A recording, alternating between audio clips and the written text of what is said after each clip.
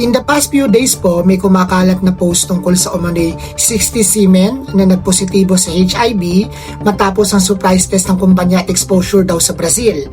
Marami ang nagulat, natakot at agad nag-share nang hindi muna tinitingnan kung totoo. Pero malinaw po, walang credible news agency, government health authority or verified maritime organization na nagkumpirma nito. Ito ay walang official source at classified as unverified or fake news. Ang ganitong klaseng post ay nakakapinsala dahil nagpapakalat ng takot at panik, nagbibigay ng maling impormasyon tungkol sa HIV, lumilikha ng stigma laban sa seafarers at health conditions, at nakakasira ng reputasyon ng mga taong walang kinalalaman. Ang paalala po, huwag basta maniniwala sa sensational headlines. Always verify before sharing.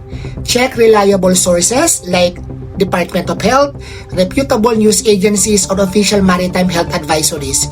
Hindi porket viral, totoo na. Hindi po biro ang HIV. Hindi rin biro ang reputasyon at dignidad ng mga tao. Let us promote truth, awareness, respect, at responsible social media use. Protect one another, be informed, be kind, let us not be a channel of fear, let us be a source of truth.